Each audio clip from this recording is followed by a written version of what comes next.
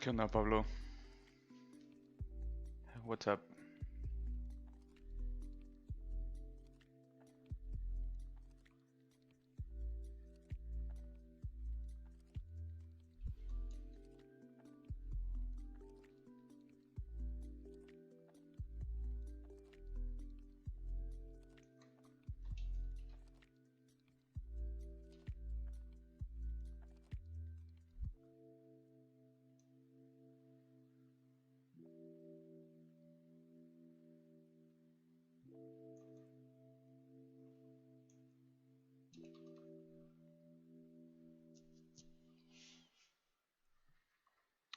It's all good.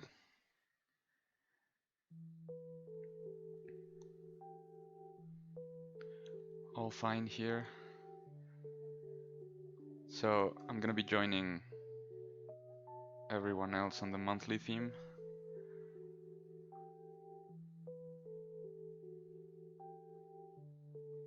See how it goes.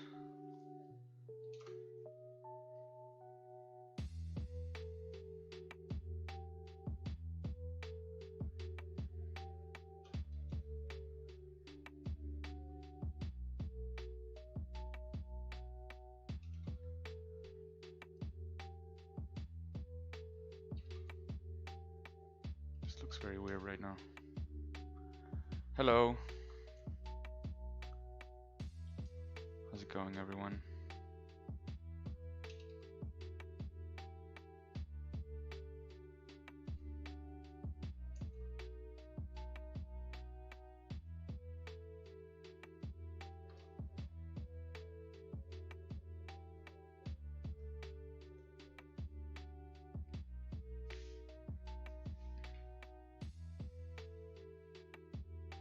Oli. Hey. Ghost of Christmas. So I'm gonna be trying I guess my version of a famous character slash creature of certain Irish folklore that just so happens to be prominent character in yesterday's celebration. Looks like core. You mean ZBrush core? Or what do you mean?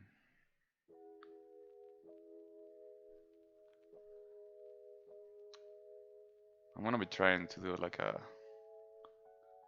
small-ish kind of Leprechaun thing.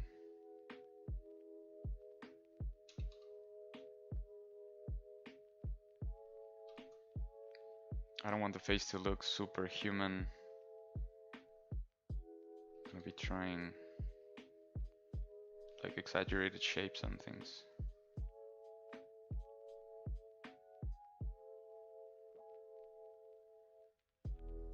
Oh, was the info wrong? My bad. Hold on.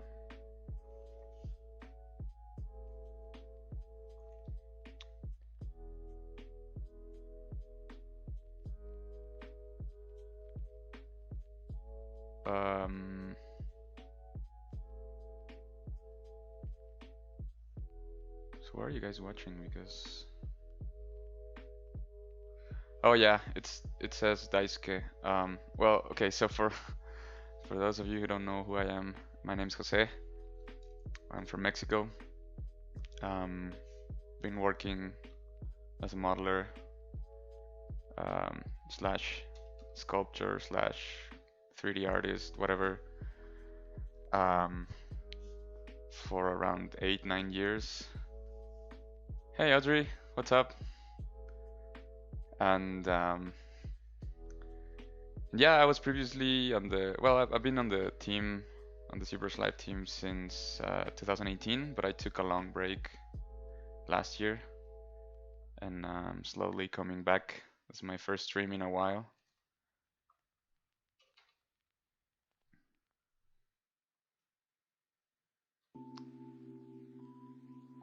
I think you can see my name on the lower bar, the bottom part of the screen. Nice to meet you as well.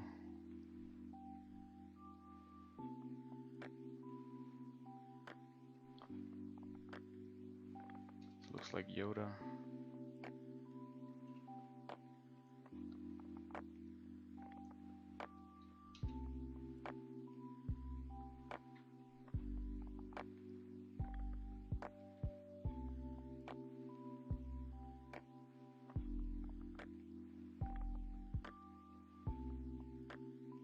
So part with 50%, I put on 5%.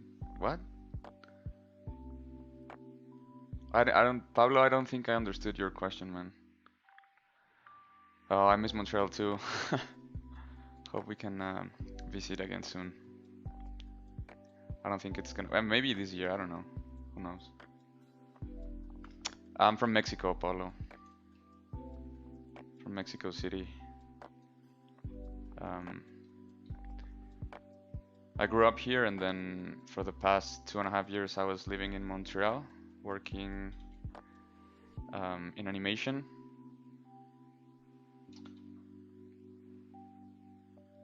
I took a break because I was very busy with other stuff, and I didn't have the energy, like both physically and mental energy, to continue with the streams, because I was streaming every week, and it's starting to be, I kind of got like burnt out, I guess that's the way you could say it, and so I just wanted to like take a break and chill for a while, but I do miss it, so I wanted to come back, and slowly coming back. See how this goes.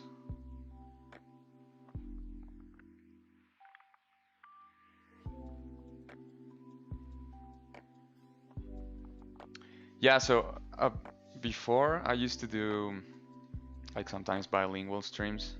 I had one in Spanish and one in English, and sometimes I would stream in Spanish, sometimes I would stream in English, but every time the stream ended up being pretty much bilingual. So if there's, so I'm gonna say this in Spanish just in case there's someone watching who doesn't speak English. Si hay alguien que me está viendo que no hable inglés, siéntanse con toda la libertad de escribir en el chat en español, no hay ningún problema, puedo cambiar entre varios. Igual de eso se trata. Si quieren hacer comentarios o preguntas, no hay ninguna bronca.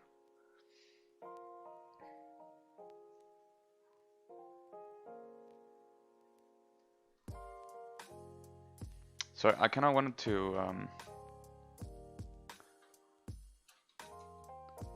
do this Leprechaun like in a less traditional way. I kind of don't like the mainstream image of the Lucky Charms Leprechaun, you know. So I'm gonna try and do something a bit more. I don't even know what to call this style, but it's not realistic, but just like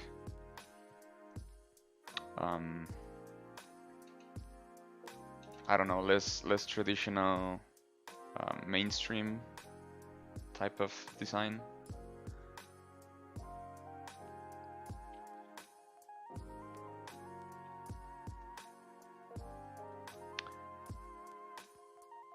Give some tips. Drink water and eat your veggies. That's some general good tips for life. But if you mean ZBrush tips, I don't know what you want me to talk about. Actually, sometimes like I like to keep perspective on when I'm sculpting. I don't really care about the draw size and the camera too much unless I am actually working with a camera. Most of the times I just like make things look good. If I'm doing something in ZBrush and then going to Maya or something like that, I would mostly adjust that in Maya and go back and forth. But for now, since this is just like a sculpt, I don't really care about the camera that much.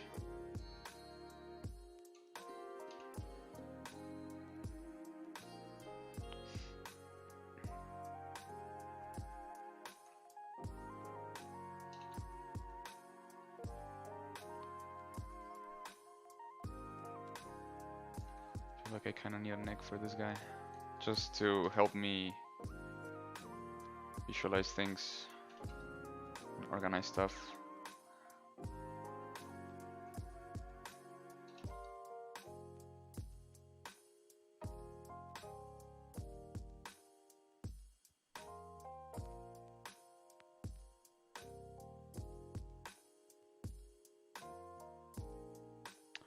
Brian Froud, I don't think I'm familiar with him.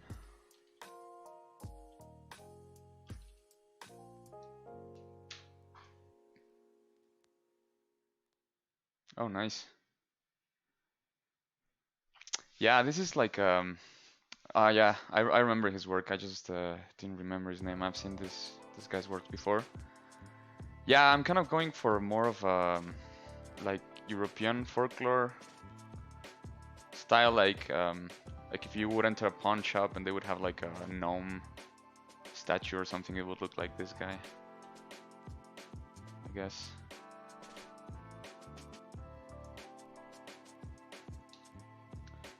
Trying to go for more of the gesture and the, you know, the anatomy instead of having things clean. Don't care about that too much right now. And usually when I'm starting something from a sphere or from scratch, I like to start with Dynamesh around 64 resolution. I feel it gives me enough geometry to sort of work with the primary shapes, but not enough that it's too heavy, or like with this resolution I can't really go in and like detail stuff. So it keeps me from focusing too much on the details and focus instead of on the main shapes, which is what I'm going for right now. I don't care about what's the name of this? Like wrinkles and pores and things like that right now. There'll be time for that later or another time, I don't know.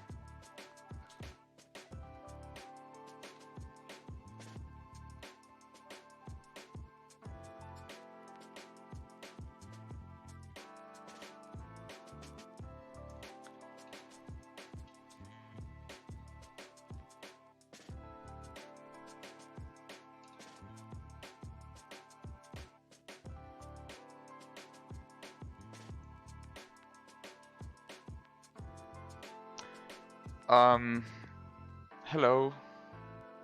ZBrush. Well, ZBrush is best on all those industries. We used it a lot.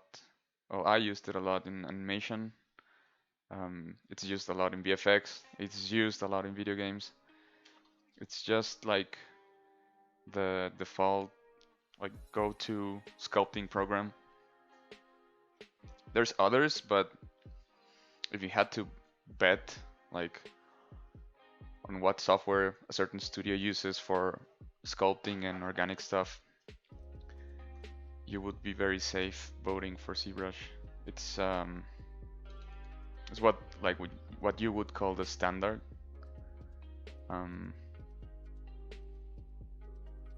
Because I think it's very versatile. It's something that's been evolving for a long time. And so it has a lot of useful tools for many different things. It's not just sculpting. Like it started off as a mostly 2.5D illustration and then sculpting tool, and now it has a bunch of other things that they keep adding. So it's pretty cool.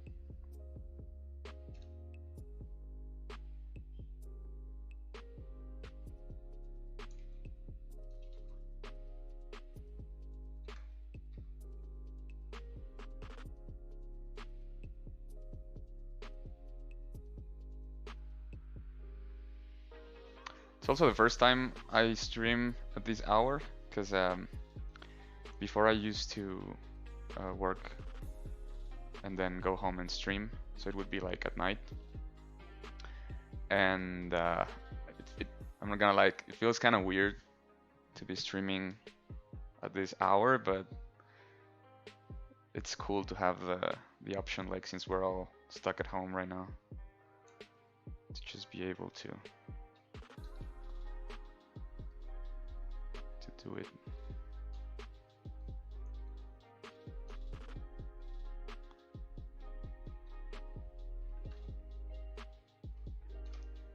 I'm just gonna create a very basic beard. And I think I need more resolution here.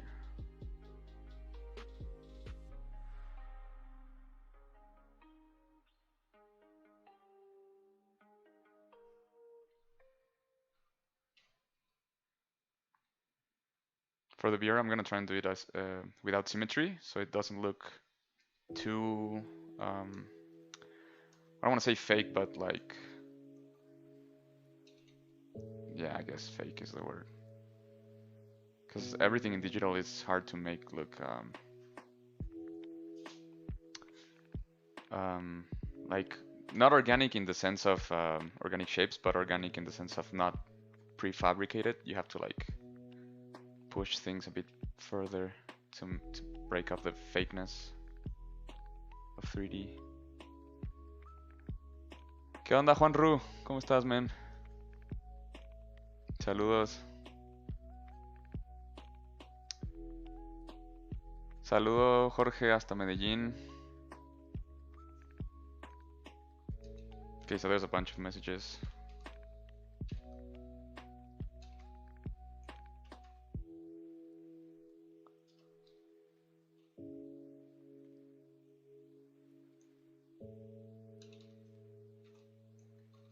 So mostly right now, I'm worried about this, like silhouette and how things read.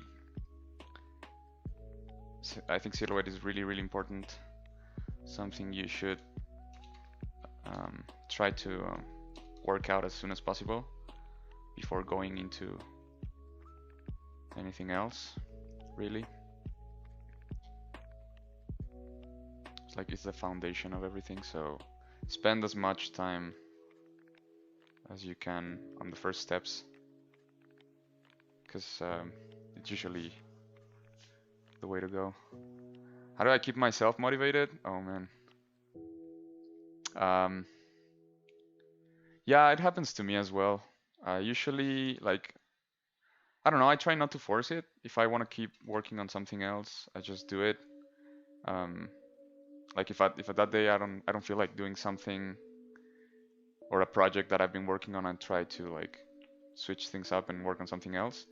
But I do have a board where I keep like work in progress of some, like, all the projects I'm doing, and I try not to let too much time pass like on a project. So I try to like rotate them as much as possible and just like do small progress on each project from time to time.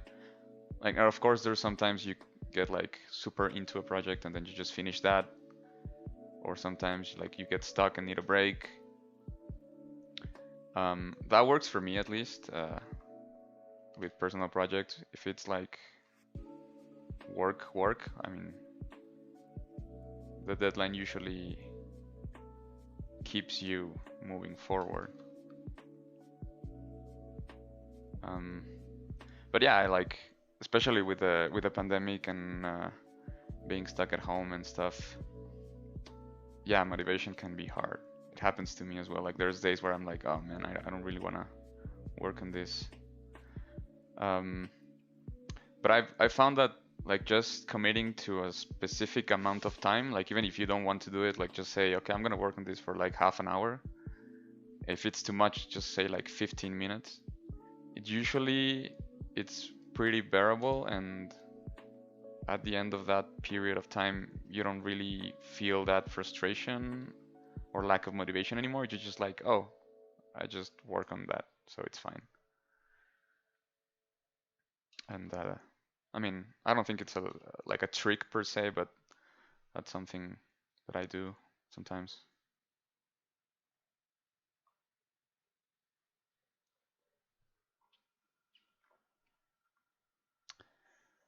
Yeah, like the new features. I have incorporated some on the workflow, not all of them, because it's usually stuff that's like for more, I don't know how to say it, like specific things. Hold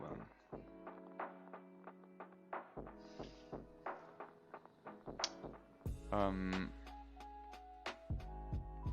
Yeah, I'm still learning some of the new things. Like in the past, I've been a part of the beta testing team, but this year I wasn't. I was like I said, I was taking a long break from many things, so I was just focusing on other stuff, and I haven't still seen all the new features in this version, just some of them. But I really like the dynamic stuff and the cloud simulation stuff. That's a huge time saver for certain things, especially if you don't need the clothes to look super realistic, or like whatever fabrics you're doing. That's pretty cool. Can you see the reference? I don't know how to look. Okay, hold on.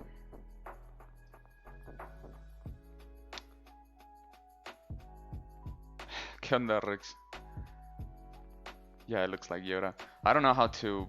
I have the pure ref here, but I always struggle with that to put on the OBS.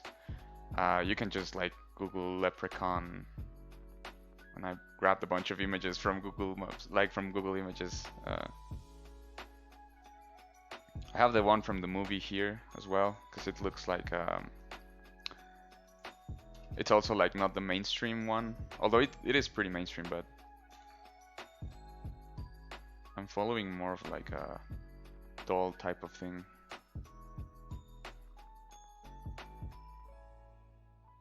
And when it's something like this is, I think, something that I really like to do with like with organic characters and stuff. I really like to work a bit like dirty in the sculpt, because I feel like it gives you a lot of happy accidents. Then you can turn into like imperfections, like a wrinkle here, like some fat here, or like maybe a bony part, or you know, when it's so low res, and then you work on like the shapes without being like too careful, it gives you like little details that you can use when you subdivide, and keep doing that.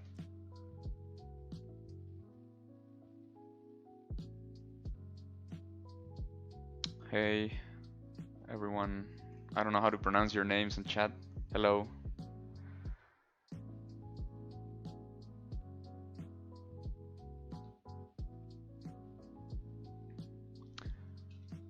Saludos hasta Palacio Nacional. Saludos hasta por allá. Saludos hasta donde sea que andes por allá, carnala. What's up, dude? ¿Qué onda, Luis? So I want to give him like a pipe, and I'm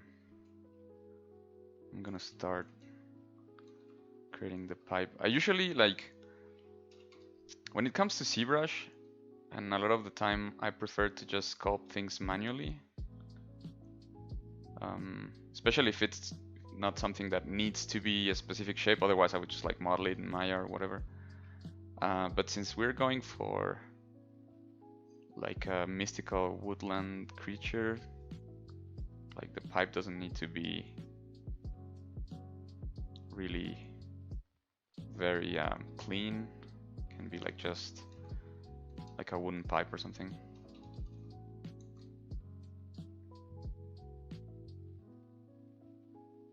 Hello.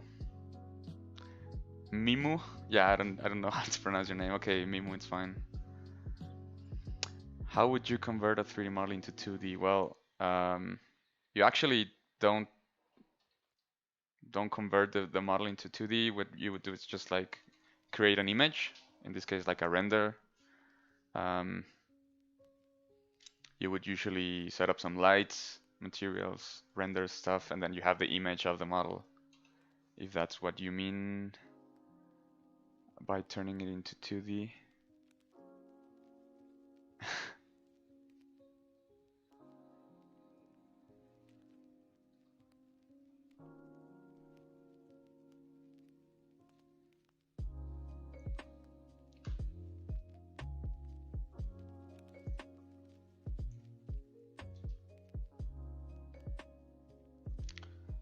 So we extrude here. Sometimes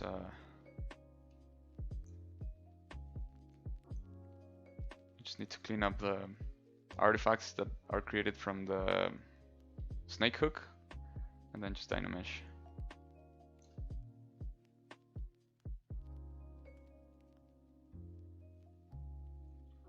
I'm gonna go with 64 as well, because 128, which is like the ZBrush default, sometimes it's a bit too high.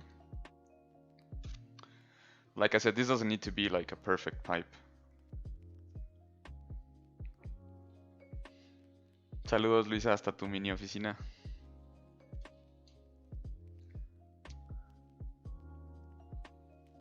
So yeah, like something like this.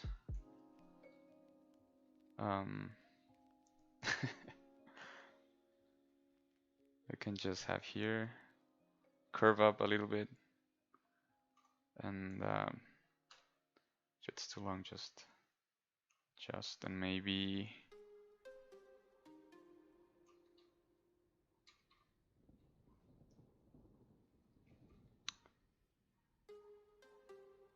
increase this part. Like I just wanna say how weird St. Patrick is for someone like me who's Mexican.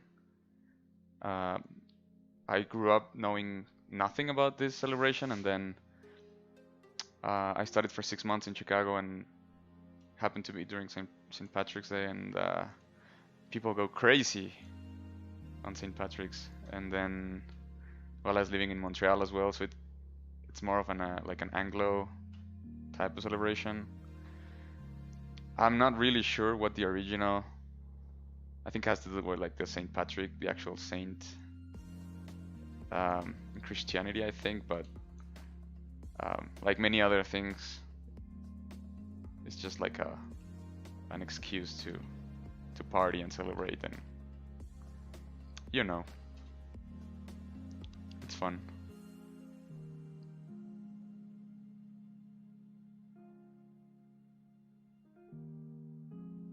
Well, it depends on what you want the portfolio to be for. If you're looking for a job, either in VFX, animation, or video games, I would say yeah, it would help if you retopo the character.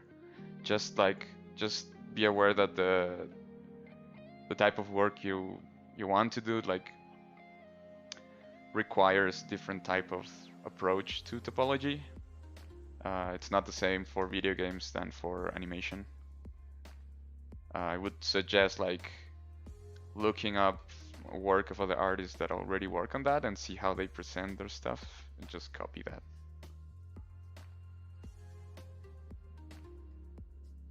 Yeah, I know it's Irish. When I meant Anglo, I meant like it's pretty common in the US and Canada because they have a lot of Irish heritage. Compared to like Mexico, I know it's not Anglo. Yeah, I misspoke. Thank you for the correction.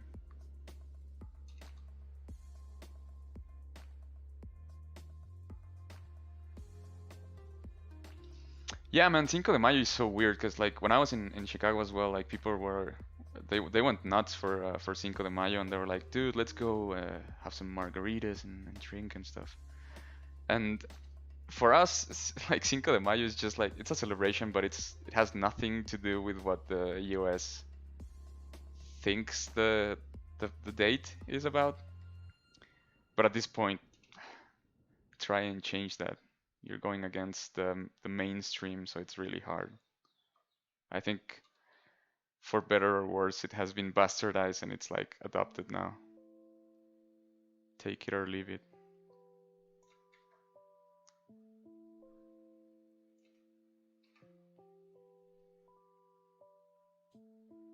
I use a really a really old Intuos 3.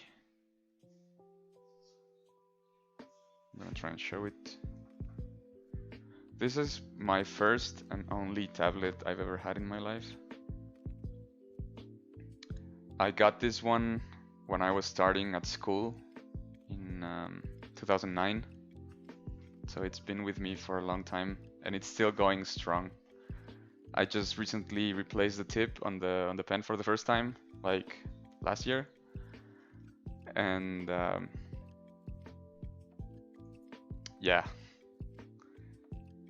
At work I use the new models, but for my personal stuff at home, I've been using this one. And it's great. Like, I don't know, it's still working. In my mind, the Intuos 3 line of tablets, it's much better than the new ones. Mainly because the feel of the surface. I think it looks it feels much smoother to sculpt or like to use one of these tablets than the newer ones, which have a rougher surface.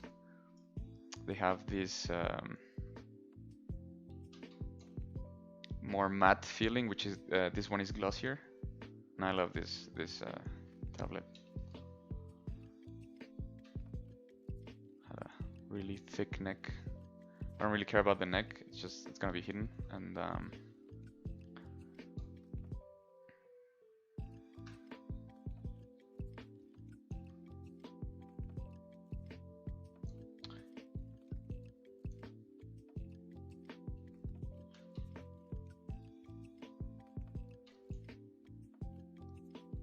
gonna do a couple of spheres here to start sculpting the eyebrows.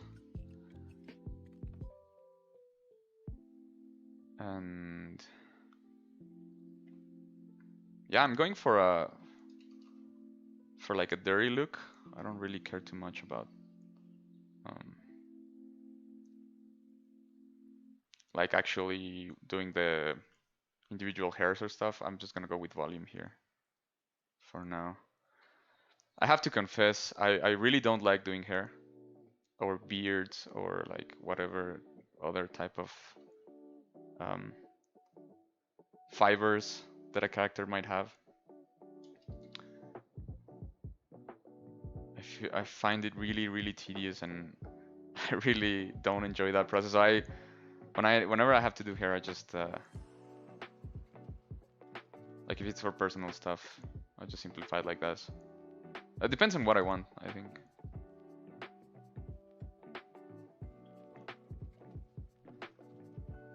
Thank you. Yeah, I think it's that. I don't know if you guys can see the message. Yeah. Well, it shows that restream. It appears as a restream comment, but I typed that. It's Intuos 3. I guess if I typed it in Twitch directly, because I have the restream chat open here.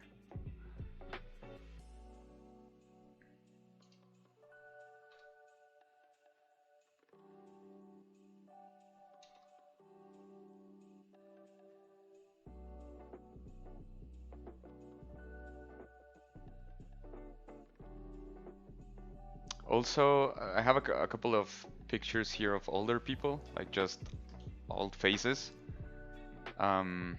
Because the way the wrinkles show up, like in a proper portrait, are really helpful for, like, as a reference.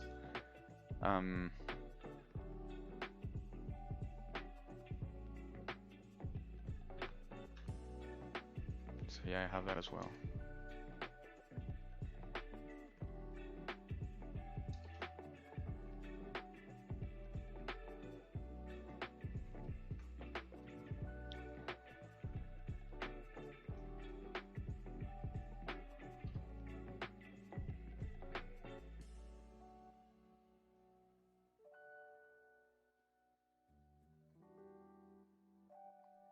It needs to look like a friendly homeless grandpa.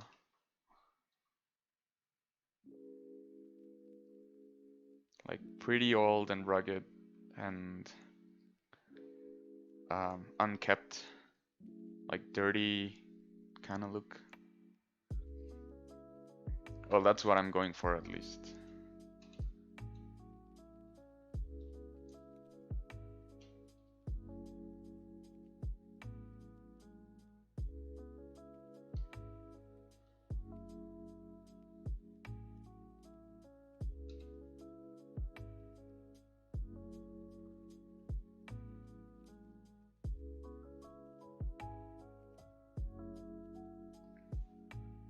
Yeah, that's a problem with big ears.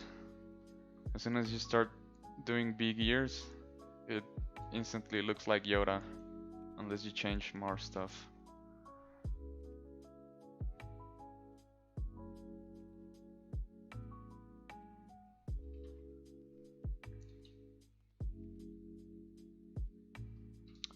Let's try and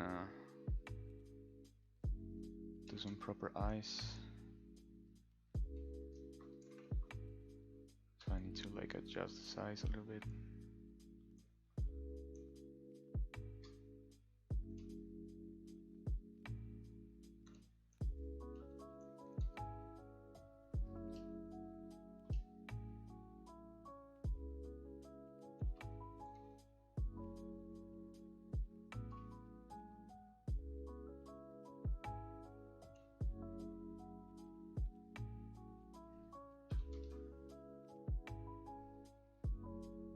And I'm still doing very low res because I still haven't finished blocking out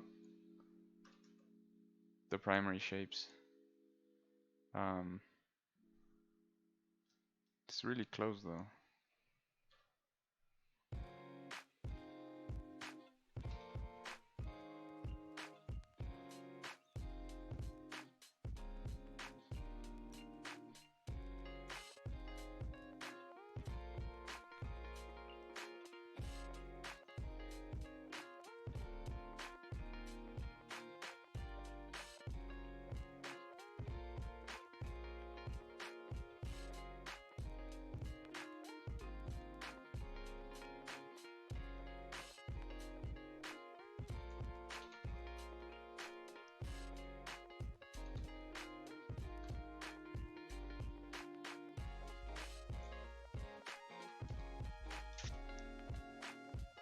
I don't really know if Europeans celebrate St. Patrick's Day. Like if the Irish do, I don't know. Probably not the same way that that it's celebrated in America, like the continent. Oh, okay. That's good to know.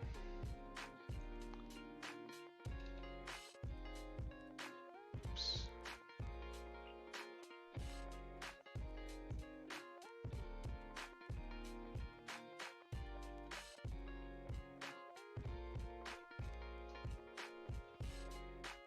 So I'm gonna try and give him like a coat.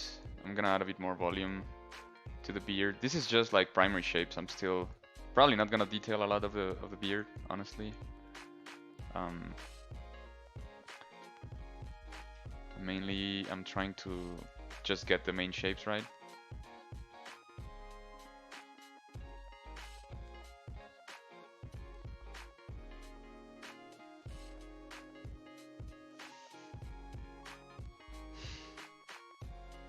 Thank you.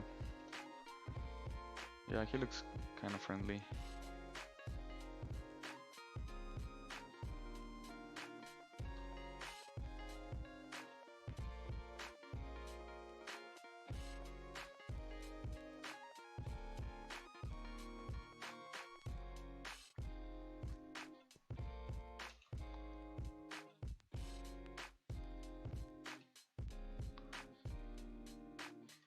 I'm gonna try and keep the beard just on the lower part here, and then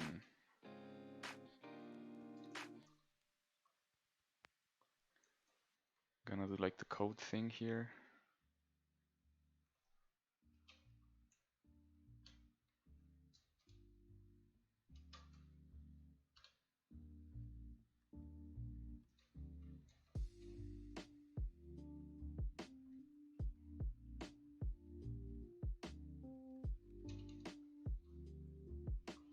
It's gonna be a very robust like fur on the coat.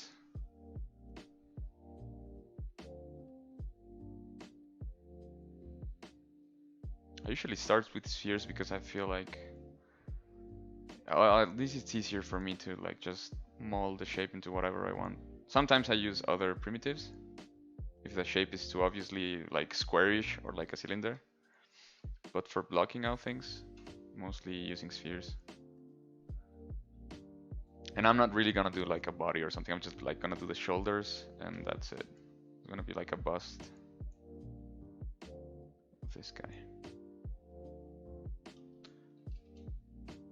And for this one, I'm gonna use this very same one, just duplicate it. Just extend it a little bit.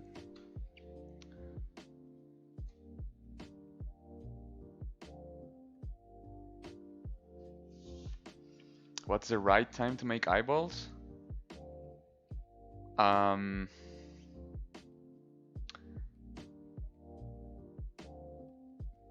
this stage, I would say just whenever you're blocking things, because it helps you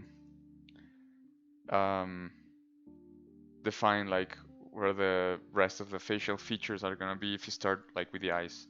If you wait too long, then you might need to change stuff when you add the eyes, and then you see like, oh, this doesn't work, this doesn't look good, whatever. So yeah, I would say right away when you're blocking things out, just throw some spheres there in there, and then imagine they're your eyes. You don't even have to detail them, just like have some like two spheres there, and then just start sculpting around that, getting the features right.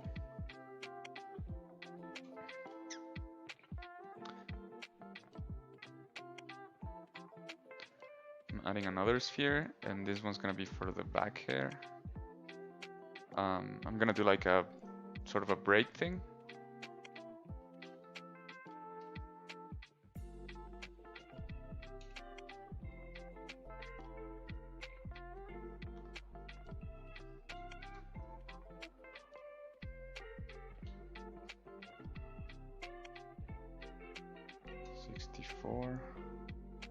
It's all good.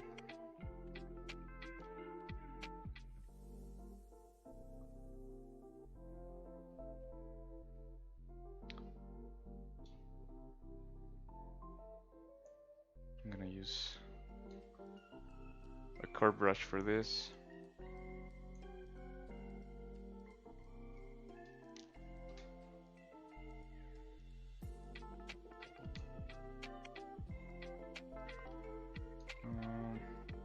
Just need to find the angle. That works. I'm gonna delete the curve that it's created. Curve functions, delete. And I'm just gonna continue with this.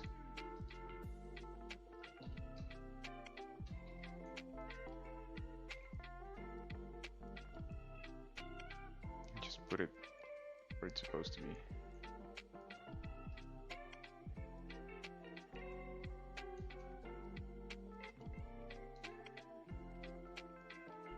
And this one, when I turn on dynamic subdiv, it looks like this. So what I'm gonna do is subdivide it a little bit.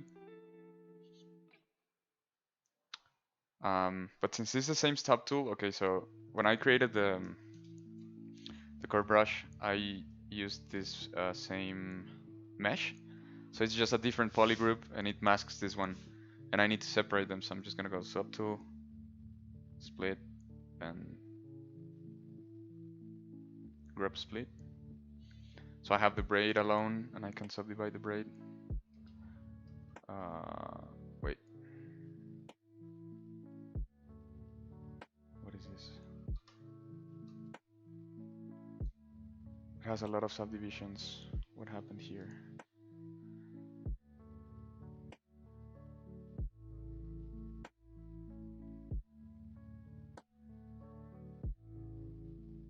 I'll try and reconstruct. I don't know why it has so many subdivisions. I don't know what I did. So I'm just gonna delete this one and do it again.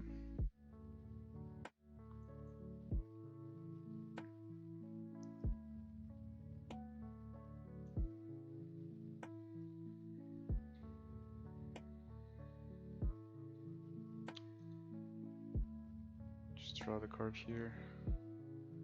That's fine. Has no subdivisions. Split groups. Okay. And this is what I needed. Okay, so now I can just arrange it.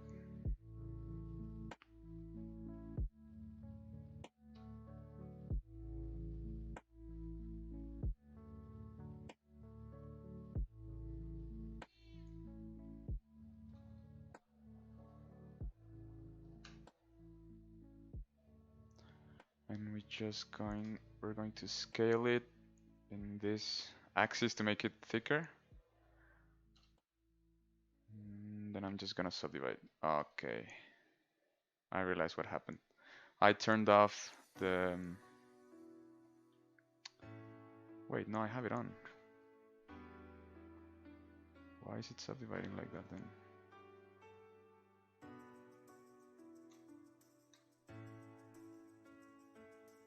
It's supposed to look like this, but why is it doing that?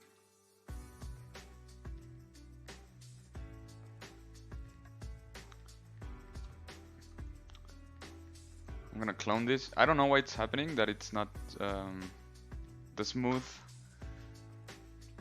function, I guess, of the divide is not working. For some reason I might have done something wrong, so I'm just going to clone this thing, like to create a new subtool. And if I divide that, you can see that it works now. So I'm just going to bring this back, delete this one, and append the new one, which has is the correct one with the smoothness. And I'm gonna separate this into subtool into polygroups, so I can just take one,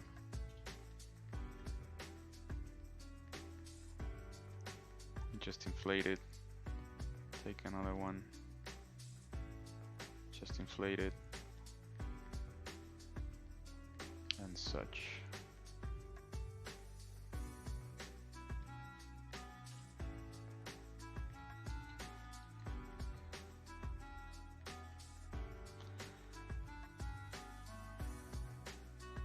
And we're gonna pretend that this is all connected and flowing into one big braid.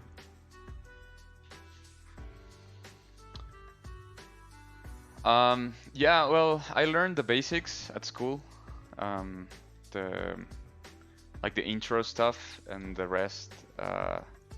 It's been a combination of working on my own and learning on my own, and then learning new things at work. Because usually when you work with people at a studio, you learn a lot from people who have more experience working on other projects, that know more about the program, that have like some tips and tricks that you might not know. So you start adding to your repertoire of knowledge from other artists as well. But yeah, like the first things I learned at school.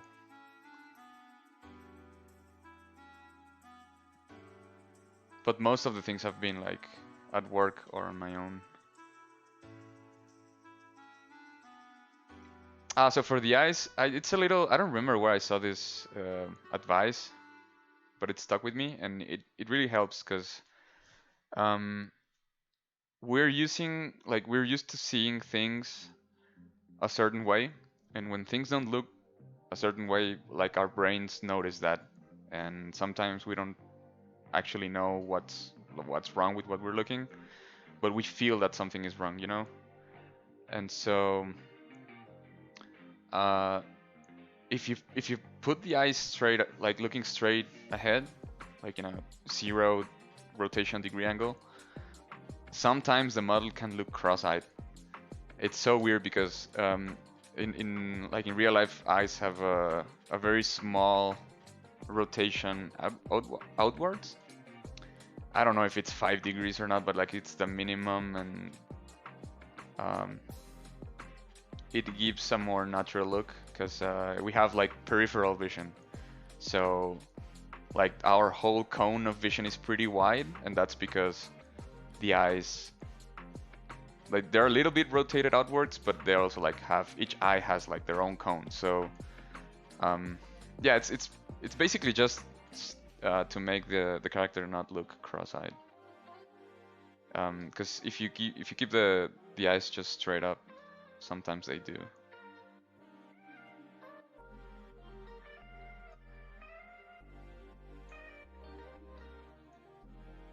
Just a little braid there, and I'm gonna finish with the tail end of this thing.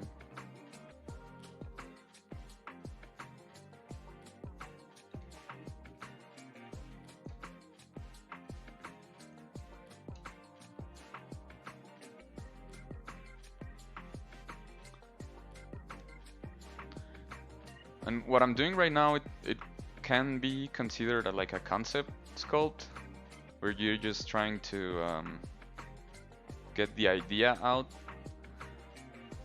And this is gonna be my only stream this month, because I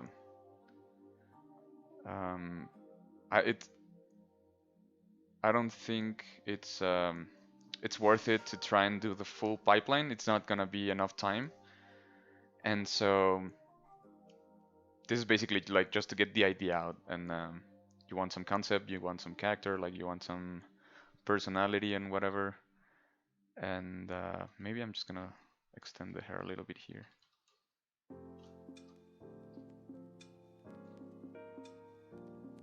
And have it go like up the ear a little bit. We're gonna need to remesh this again.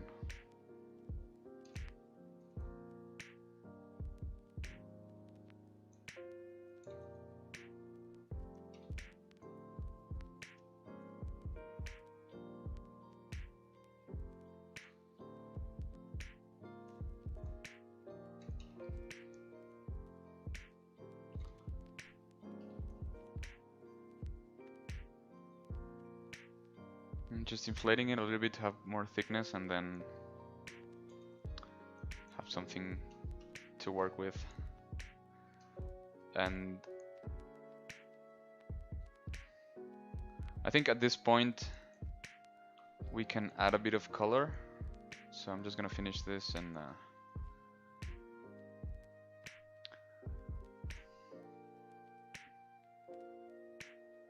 think it needs a hat. I'm gonna do the hat, because otherwise it's not like super clear that it's a leprechaun.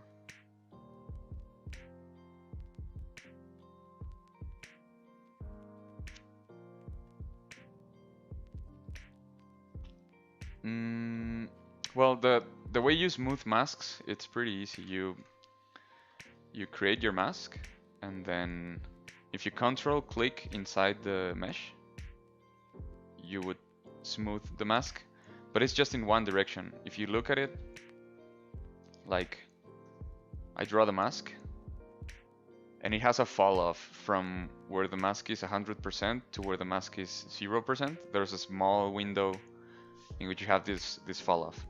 So if you take the outermost border of the mask, and then you control click inside, it's going to smooth the mask inwards. So it's going to smooth in this direction. So the way you can actually make a mask smooth in all directions is, what I do is just like draw the mask and then smooth 2 or 3 times in this direction, and then invert the mask, which is control click outside the model. If you control drag, it will delete the mask. Just control click, and then it's gonna do the opposite. Now the fall off, the almost 0% fall off is here, around here. So it's gonna smooth in this direction, like now going inwards on the mask. And so you can have, if you do this, you can have a very smooth transition. And yeah, to have exactly what you need with the mask.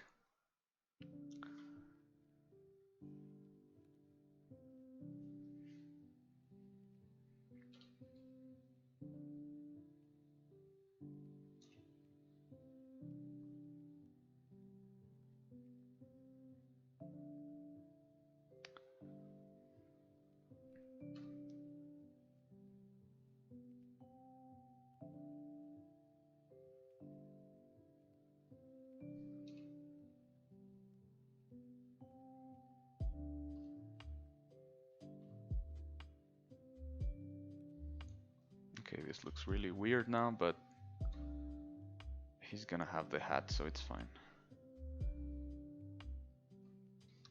And for the hat, I'm gonna do the same thing. It has a specific shape, but I feel that's the way it works for me, at least.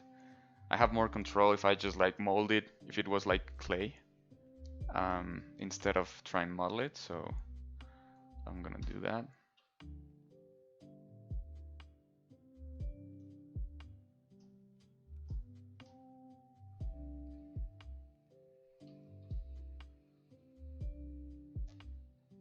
I forgot which type of hat this is. I don't know what it's called.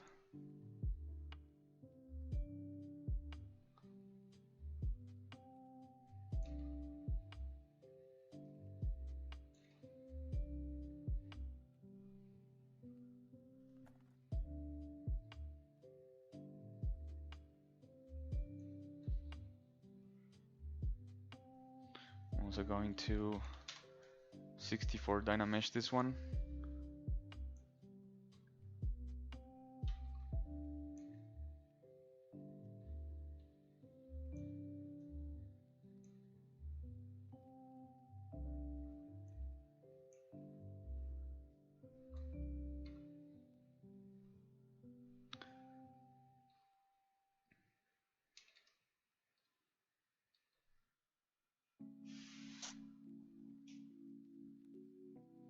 No worries. You want this mat cap? I can share it later. I have a Gumroad, but it's really outdated. I have like an older mat cap there.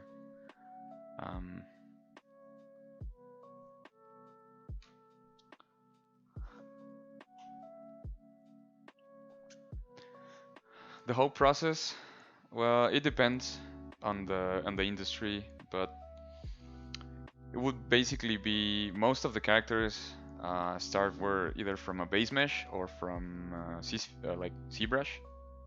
So, like, especially if it's a human, and depending on what you're working on, you'll already have a base mesh to start from, usually. But if you don't, like, this would be the process. Like, you start sculpting and blocking things out in ZBrush, and then once you have the primary shapes defined, I would say you move on to like the geometry, like the production mesh, you would call it, which is the mesh that's going to be used for rigging or for animation. And then depending on the industry, you have more or less resolution, and the way you treat the topology also changes. But after primary shapes, I would say it's the production mesh. And then from the production mesh, you have to create the UVs. And if you have to bake some maps, then you do the baking there. If not, you just go like into like texture painting or surfacing, which is basically the map creation. And it's not just textures. There's a lot of different maps that you can create, but you need the UVs for that. So depending on the end product, if it's real time or pre-rendered, you would treat textures differently, but it's the same idea, like textures. And then it also goes really hand in hand with shaders. Sometimes the texture creation process is simultaneous with the shader creation process. Sometimes it's not. It depends. And then, like, I guess the final step of presentation would be like to rig the character and pose it, animate it if you want, light it, render it, you know.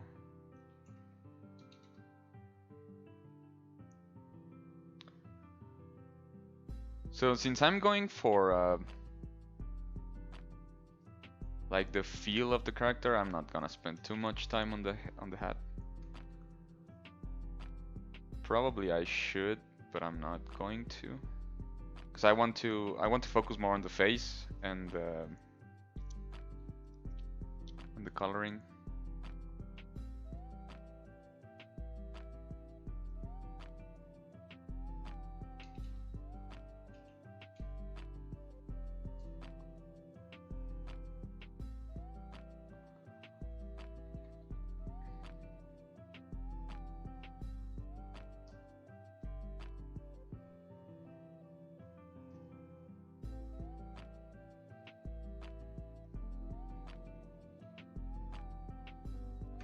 can maybe try and sculpt here the border of the hat to have like some contact with the head.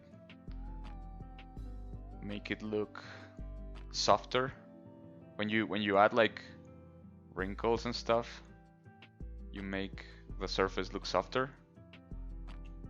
We don't want this to look like skin though, but just to show some deformation when it touches the head.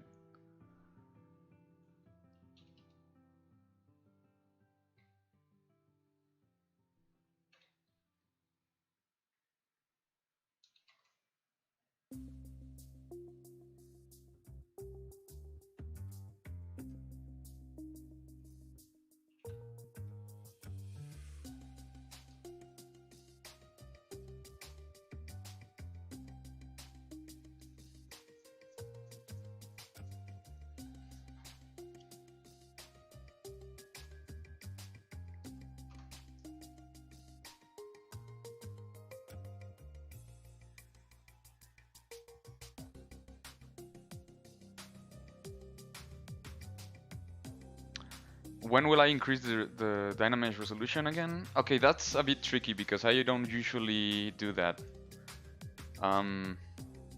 So Dynamesh,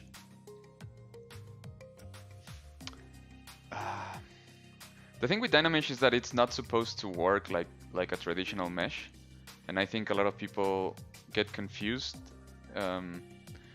because like the way you usually work in ZBrush is you have your base mesh and then you subdivide your base mesh. And like for this case, okay, I'm gonna rephrase that. I don't do that because I find that just working the basic shapes in low res is good enough. And then there's a couple of things that I could do. I could increase the resolution, let's say 128, and then remesh again and have more details. Like I'm gonna just do that to show you guys. Like I can do that and then I have more res in the face. But I'm still working on one subdivision level. Like let's say, let's grab cylinder for example. So you see I have 0 subdivisions, and then when I subdivide, I start getting subdivisions, right? So I can go back and forth. And the way ZBrush works, it's like it's really optimized to work with subdivisions, because if you have one really large mesh without subdivision levels, it starts to get quite heavy for the software. Like in this case, it's not too heavy, like this one. Like it's still doable, it's still workable, but like the rotation, the zoom, it starts to slow down a little bit. And so I don't really see the point of working with really dense meshes, especially for something like this. So I have basically like two options that I usually do here at this stage. The first one would be to just subdivide, like turn off Dynamesh and start subdividing this mesh, which like works pretty well because when ZBrush has subdivisions, like I don't know if you guys see this, but okay, it's not showing here, but like at this resolution it is. So I subdivided 4 times. Now I have a pretty dense mesh, 2.1 million active points or whatever. And if you look at like closely when I rotate or zoom or whatever, it goes into a lower state, into a lower subdivision level. So it's easier for the program to do the rotation or the whatever thing you're trying to do. And then it goes back into the higher res. And what happens, like let's subdivide twice more so we don't see like the polygons. Okay, now I'm gonna leave it at that because otherwise it's gonna be too heavy. So we have 8.5 million, and look at the speed it's rotating everything and zooming and whatnot. And if I delete all the lower subdivisions and if I keep like this same resolution but just without subdivision levels, it becomes really slow. So I don't usually do that. I either just subdivide once, like this is the Dynamesh, I just like subdivide this and continue working from this. Or I would Z-remesh this and then project. In this case, I'm gonna do the former because the latter would take a long time to Z-remesh and project and like get the topology clean and everything. And I don't feel that it's really necessary at this stage, so I'm just gonna take this one and subdivide it. And now I have more resolution and I can start refining the wrinkles, the volumes, adding a bit more info to the wrinkles. And like little by little it starts taking shape. It starts coming to life in a way.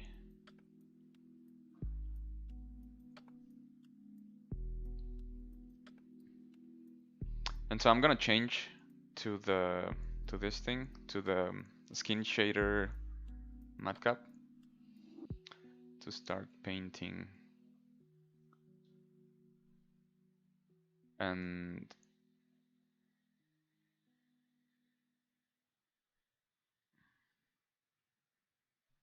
yeah, this guy's pretty pink.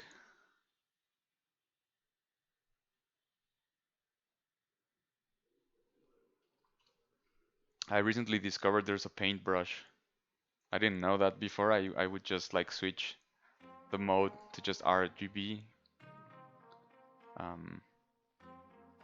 But since I discovered it, it's been better.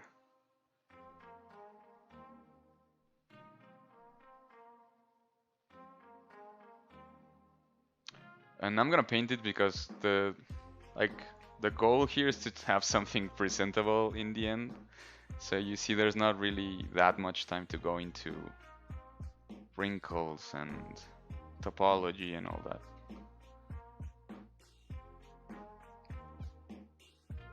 This is like a fast method of just getting something out there quick.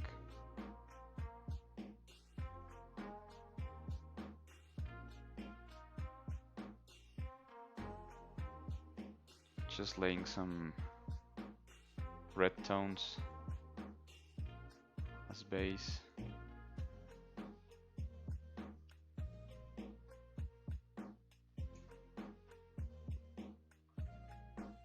I feel like it starts to improve the look immediately.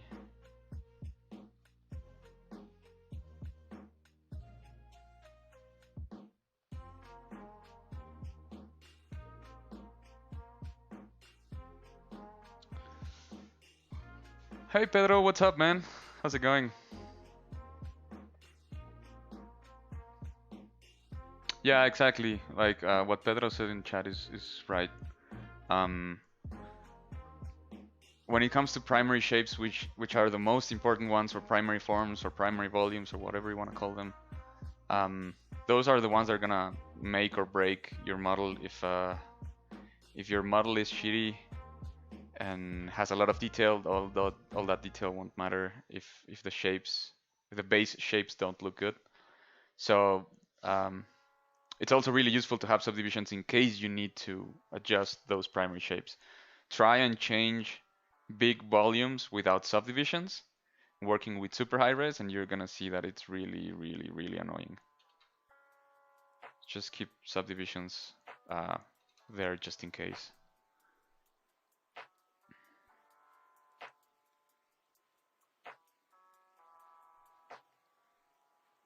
This guy's super orange.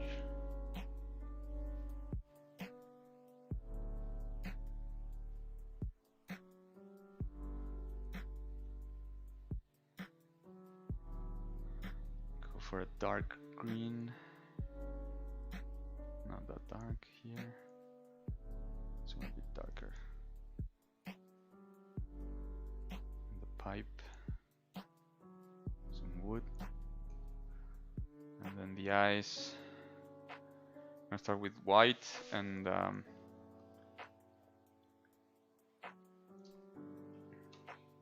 gonna paint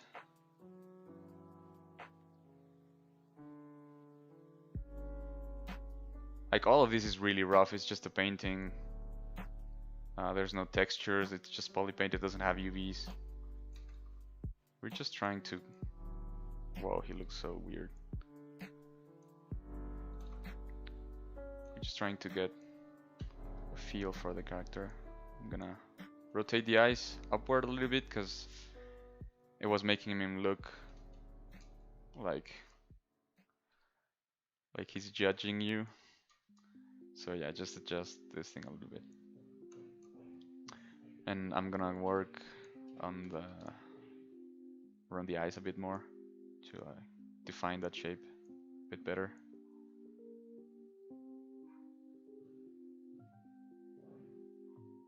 Try and get some eyelids.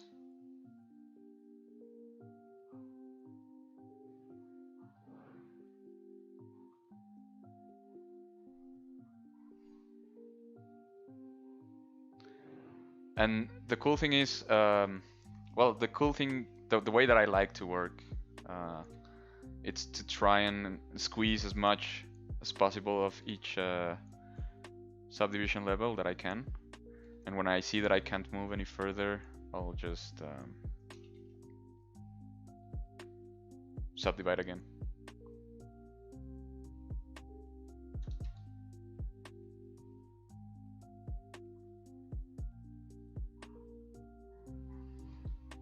Hey Pedro. Yeah, it's been a while, man.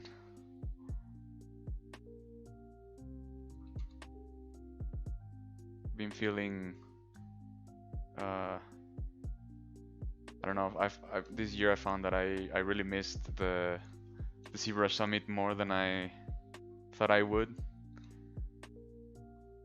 It was like the time of year to hang out with everybody, you know, like. It's been rough. And by the way, I hope everyone's doing okay with the pandemic and stuff. I know it's harder for some. I know some of you guys might be going to work, but probably most of you are stuck at home. So I wish everyone's doing well.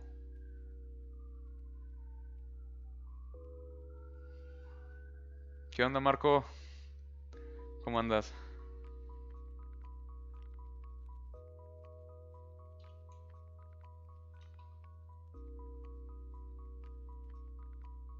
So one trick I'm gonna do right now. Okay, maybe not right now. I'm going to subdivide again. And I'm gonna cheat, because I'm gonna turn off the poly paint.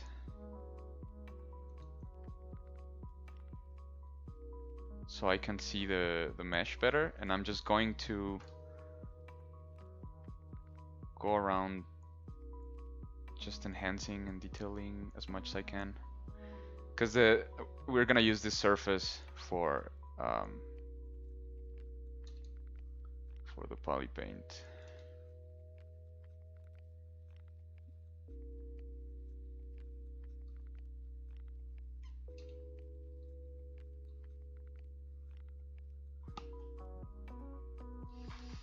Bien, men, todo bien aquí, chambeando desde la casa, regresando a esto de los streams, ya ves. A ver cómo nos va. Will I retouch this character later? No. This one I won't. This one I probably won't touch again after this stream,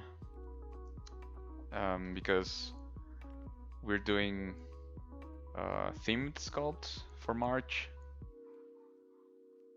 with Celtic and Irish folklore.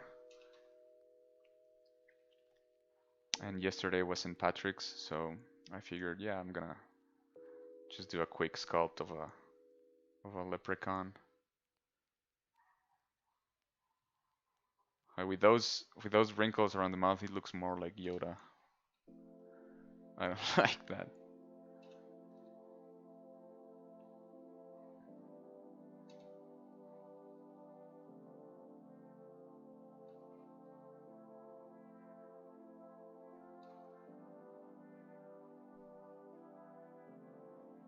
¿Qué onda, Sergio? Saludos.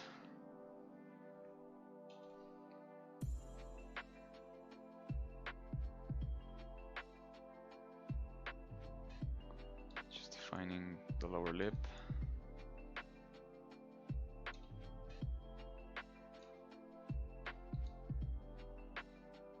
This is a happy fellow.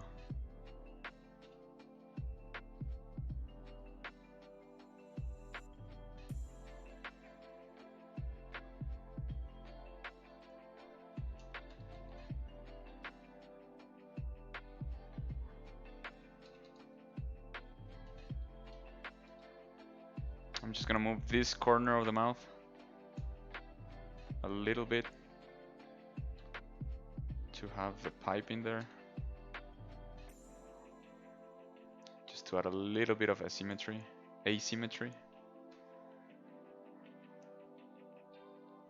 And it's been a while since I spoke English because since I'm back in Mexico, I haven't really spoken much English because I don't really need to. Except when I talk with friends or whatnot, but so my apologies if I sound rusty.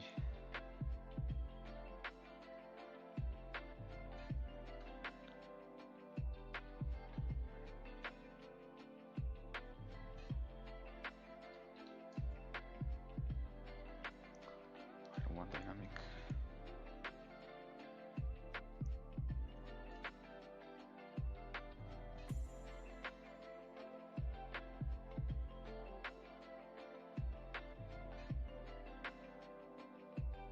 I'm just extracting like small bits of the hair to just give it more variety.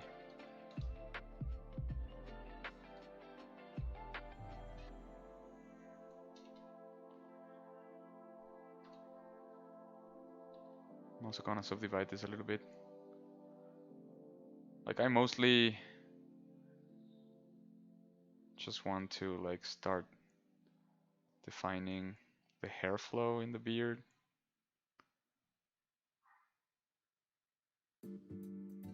I find that hair requires, at least for me, requires a bit more work to get right than just like organic stuff like faces. So not gonna spend too much time there, just to get the main shape. Hey Daisuke. Yeah, I can imagine that.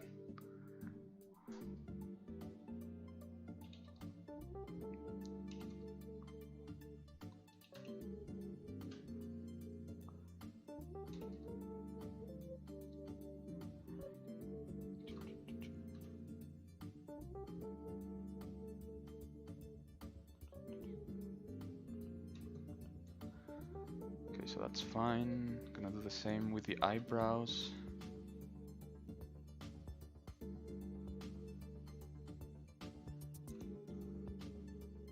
How much time do I have left? Okay, it's fine.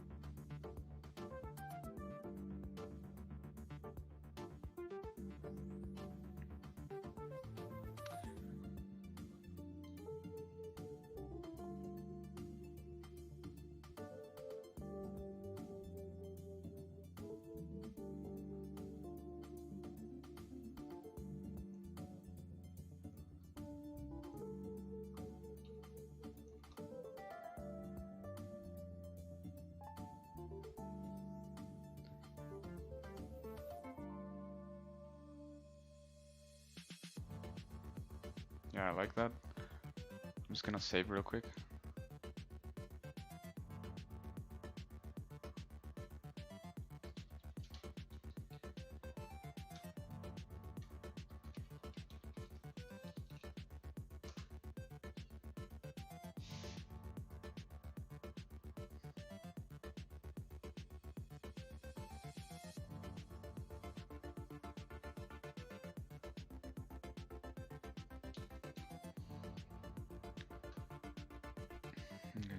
continue with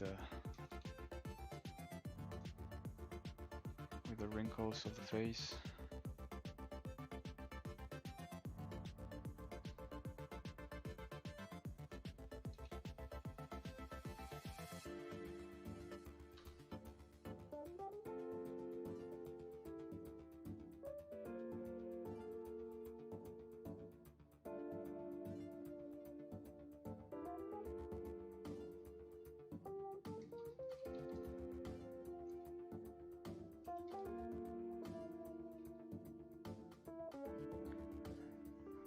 ZBrush still better than Blender. Blender is good and you can do stuff, but it can handle resolution or too many polygons like ZBrush. ZBrush is the best at sculpting. You can count me. Yeah, I agree. I use Blender, not a lot, but like enough. Around 2000, what was it? 16, 17? I don't remember.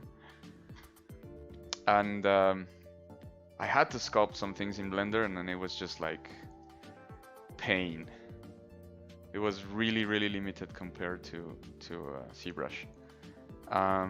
But the new version of Blender looks really cool, and I've used it for like very small things, but it's much better than before. I don't think the sculpting part is necessarily better than ZBrush right now, but Blender in general is a much better software than before, in my opinion.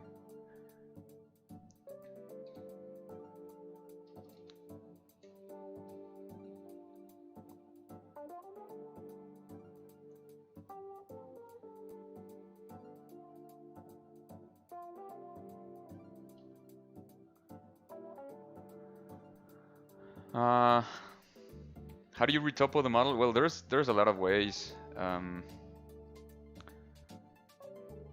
to do it. The way I do it for production, like for work, I use Maya and the quad draw tool. I think it's really easy and for what I need. I know there's like Topogon and other like specialized plugins. I haven't really tried those. But the principle is the same. Like you need to have the theory down before you like learn the new software, because like the software is not gonna do the retopoing correctly for you as much as you try. You still like need to be like the art director for the program and to like guide it in the direction you want things to go. You can do it in ZBrush. There was an old technique that I did once. You would use like a C-sphere and then start changing the topology. Like I don't remember exactly how it worked. It was very clunky.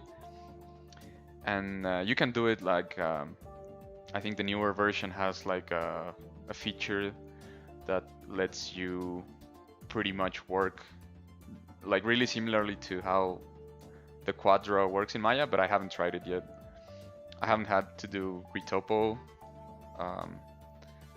in a while, so I haven't really done it or like learned how to do it. Like I would probably just go to Maya for now, but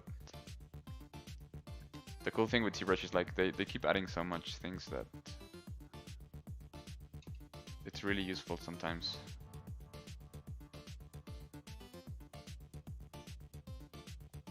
Just gonna make the nose like wider.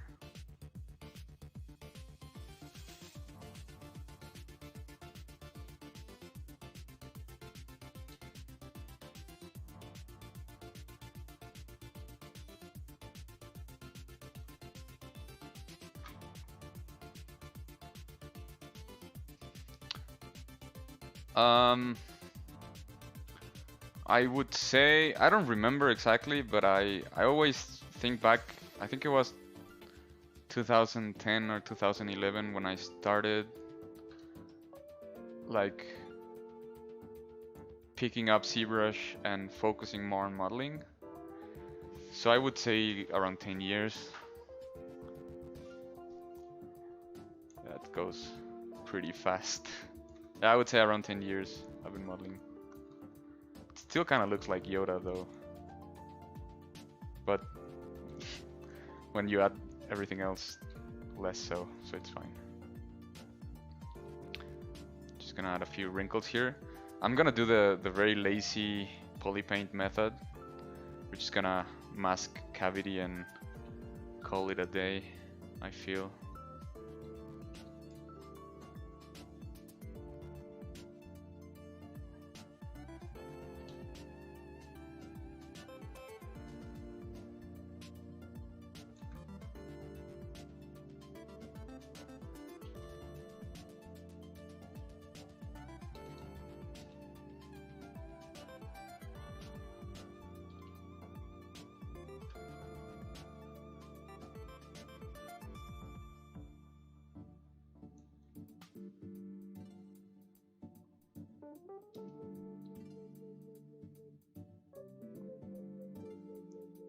Just trying to add a bit more volume to the braid.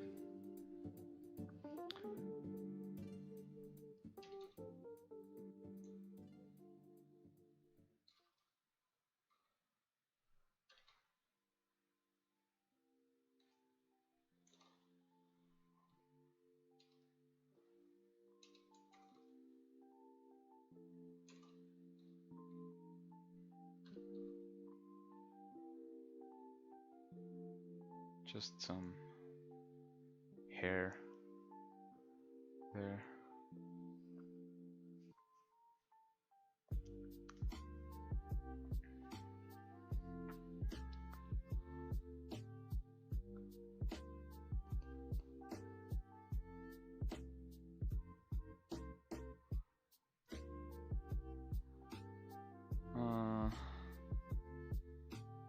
It looks like this because of the matte cap.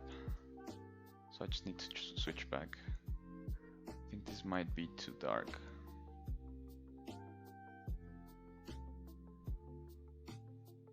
Pick up the color. Yeah, it's too dark. This is too light. Some in between, like this. This one is fine. I think the ears are probably too long, and that's why it looks like Yoda. So I'm just gonna mask up until here, smooth it a little bit, and then just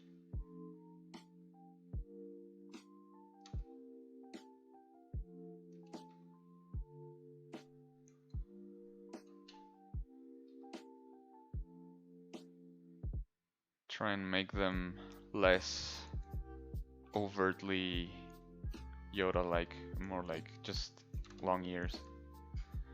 I think I like this better.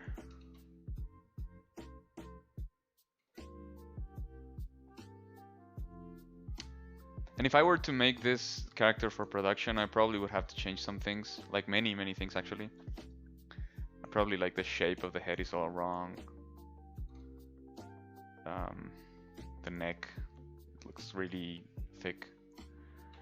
But it doesn't really matter for what I need right now.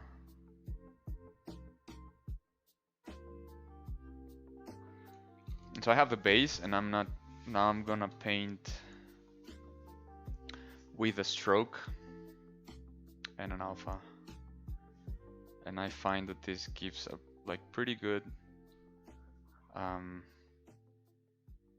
like skin texture feel.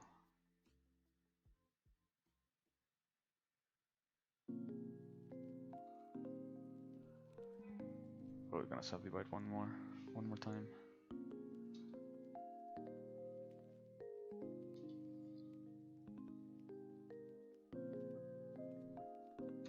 Okay, hold on. I think the alpha's not working.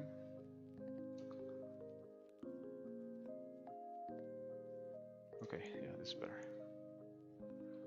So I'm gonna like put some freckles.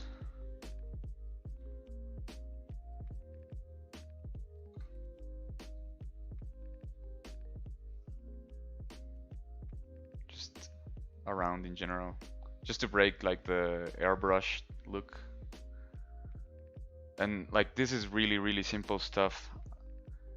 I'm not really gonna go into like how to build textures, because there's like it all takes more time. I would need more streams, but just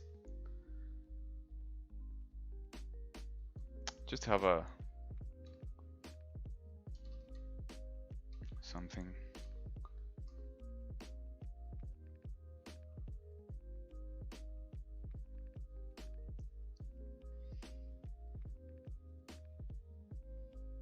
I'm gonna go for more deeper red on the lips.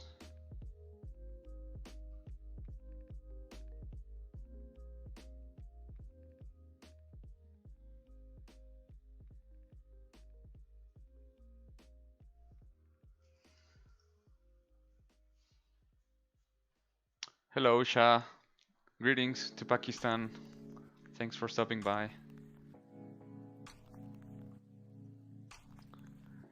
I'm gonna add a bit more of this dark red around the eyes.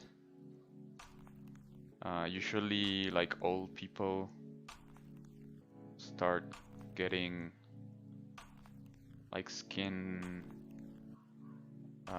like spots, dark spots on certain parts of the face. It also because like there's a higher concentration of like blood vessels around certain areas.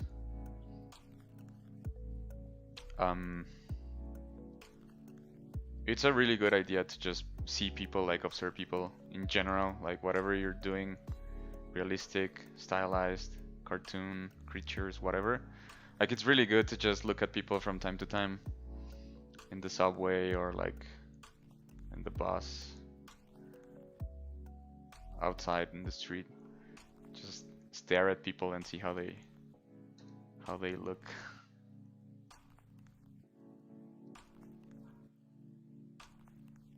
Gonna add like some orange, yellowish tones. I don't want this to be that monochromatic.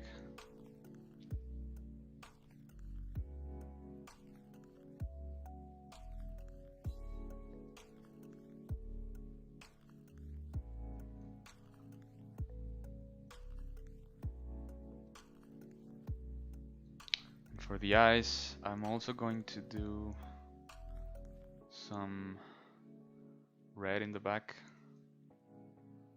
but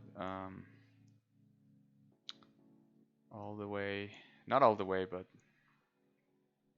slowly starts showing up at the front, because I want this part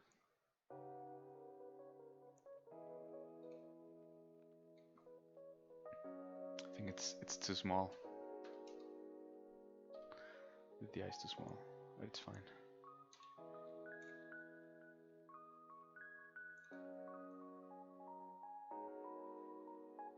I can sculpt what's missing here.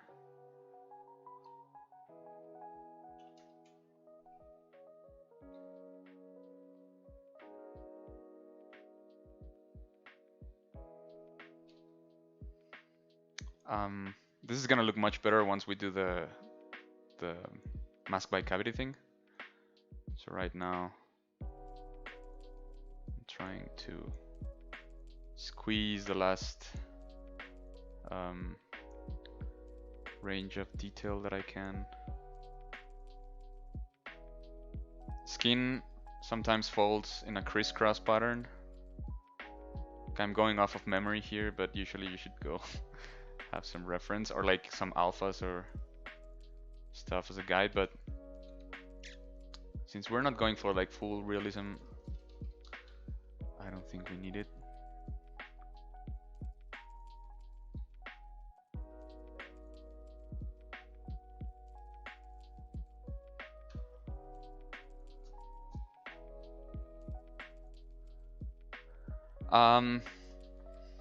Any tips on how to avoid lips looking like lipstick? I guess, well, first off, use reference. It's always a really good idea to use reference. And I think like I keep this material here because it's really useful to see when you're painting. It's just a flat color.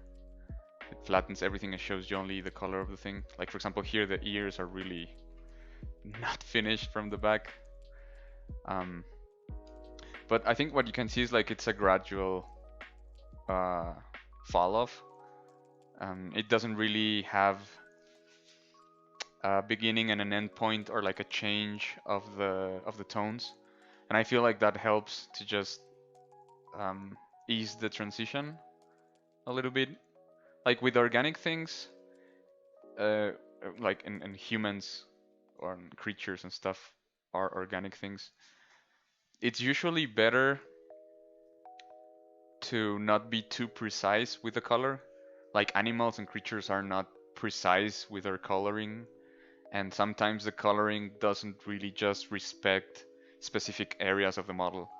Like sometimes you would have a stripe of color that runs across different features, and it doesn't matter that you have like the ear or the nose or like a claw there. Like it's just a coloring of the animal or the creature. So don't stress too much about it.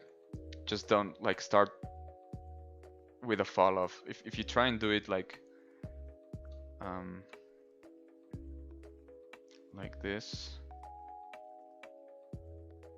and like mark the borders super like super stark contrast, I guess it kind of looks like he has lipstick.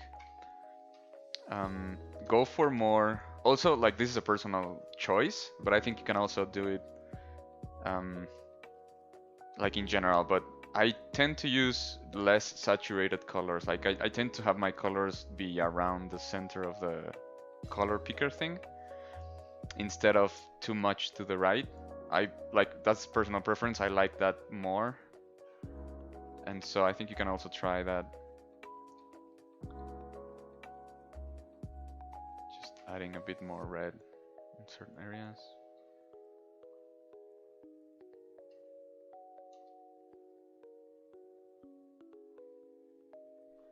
And also like this another trick that I learned, but you can also add like purples in some places.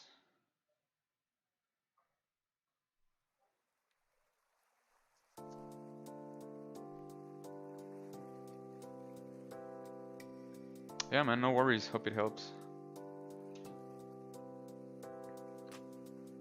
So you see how quickly it starts to look much better with just a few coloring, I guess, tricks. It's like, it's not even tricks, it's like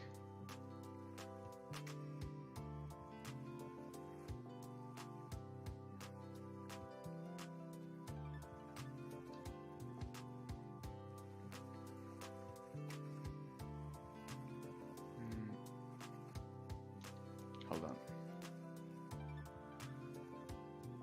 I'm gonna just reduce the height of the chat window because some of the messages are getting too high.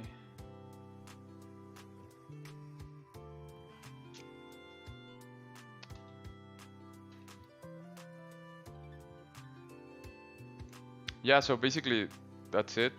And now the final part, well, okay, before that, I'm gonna do a bit more freckles. I don't know why it's not reading the alpha paint one. I must be doing something wrong.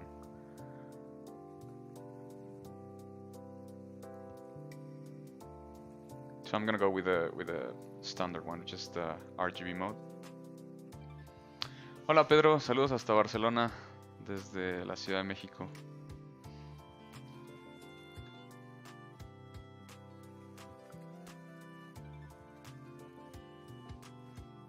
So like old people start to get really interesting coloring in certain areas of the face, like imperfections and dark spots, bruises. Like I know it sounds, or it can sound like a bit harsh, but I find that so interesting to look at old people because they have so much story in their faces. All the wrinkles, all the freckles, the dark spots that you sometimes get. Like it's all really interesting. I'm gonna go for lighter freckles, like some orange. Now this is too saturated.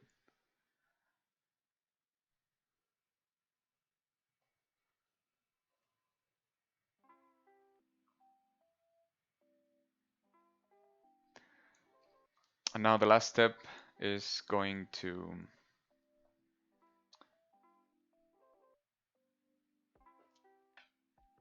masking. Hasin, I will probably post this on Instagram, probably not on my portfolio, or I don't know yet. Maybe if I do like a nice render, I might, like just as a quick sculpt. But I would need to like refine it a little bit more, like finish the pipe. Or maybe we can do that. Usually for my portfolio, I like to post things like personal projects.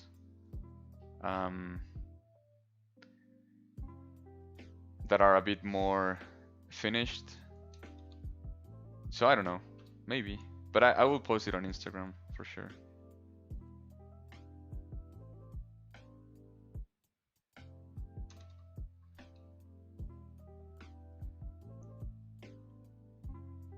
Okay, so what I was gonna show is go to masking, and then it's a really easy trick, but if you go to mask by cavity and just click that, it masks the cavity, and you can control, especially if we do like pores. We're gonna do some pores before, just so we have more information. I'm gonna keep the same, like the exact same brush that I was using for the freckles, but instead of color mode, I'm just gonna be sculpt mode. And I'm gonna turn off the poly painting for a while and just go over the whole face, just adding like something. It's not like perfect texturing XYZ level surface detail. We're not going for that. We're just going for something to break the specular of the surface, because usually when the speck is really smooth, it looks very plastic. ¿Qué onda, Chris? Todo bien, todo bien. Muchas gracias. Aquí ya esculpiendo un rato.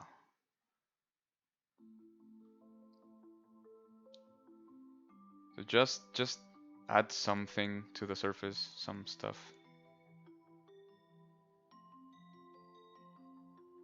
That sort of breaks the speck. In the ears, I'm not gonna go too hard because ears are usually smoother.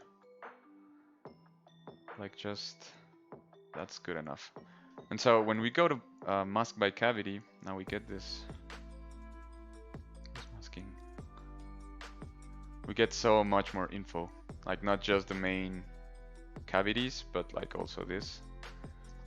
And so we can just turn off the visibility of the mask. Go back to our skin shader, turn on poly paint. And so this is like a, I mean, I'm cheating because it's usually not correct like this, but it sort of gives the desired effect.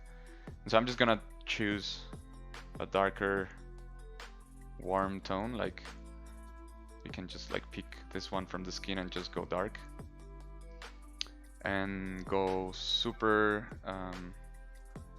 RGB intensity, like go quite low. Just remember, like we still have the mask on, it's just not visible. But if I turn it on and off, like it's there. So I turn it off because it's harder to actually see the color when you have the mask on. And so you can just go to color and fill object, and since it's we're working with really low. Okay, I haven't really rearranged my interface, but this is the RGB intensity. So it's like around 20. And just go fill object. It's the other way around. The mask was, I forgot to invert the mask. just fill object like that. It's probably too strong, and what I can do is I can blur the mask a little bit, so it still gives me a little bit of pore detail, but not too much, and it still keeps the main creases. So I'm gonna try it like that.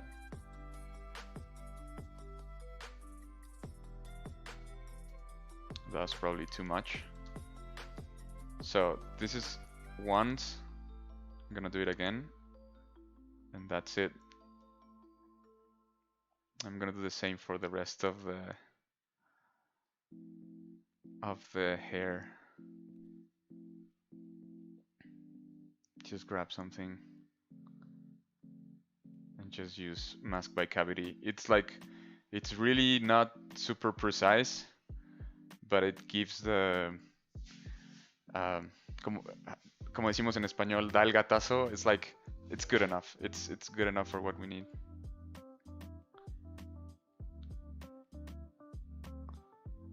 Same mask by cavity here. Maybe blur the mask a little bit. Start filling it, and then you can do also like the opposite thing. Like you can, we used. Okay, I'm not gonna blur this one. I'm gonna keep it like that. Maybe blur it here. No, it's the same. Okay.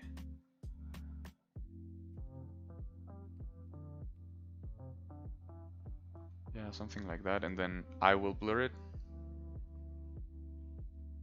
And then do it again.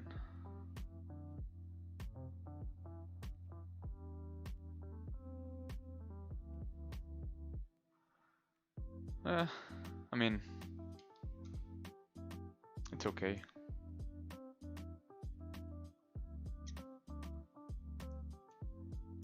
Probably was too dark. Gonna do it again.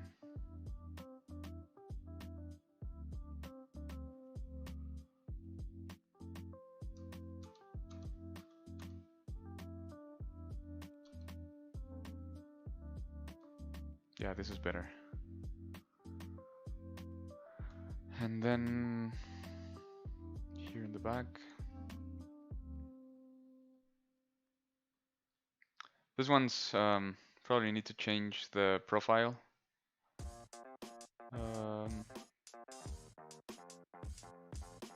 The thing is, since it's different meshes, it's not gonna work the same, but we can try with that.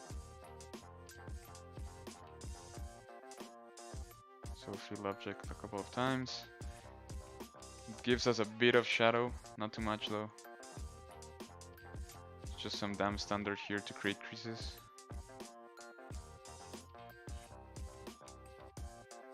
Just some very quick thing.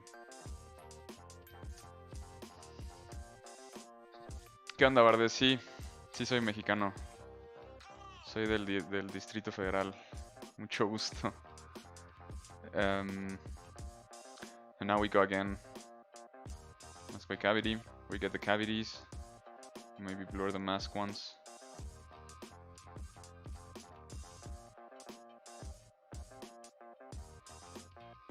I mean, it's just to give something, you know? And if we check, now we cannot do it because we have color. But if we check this upper corner, we can see the silhouette. And I think it's working. I think you can read the character. I mean, the hat, it's a pretty big. It's pretty big for the silhouette, so maybe I'm going to just shrink it from the back a little bit. And in this case, for the hat, what I'm gonna do is the opposite. Instead of going from light and then create like darker tones, I'm just gonna go grab this color and then go like drier. And so what I'm gonna do is just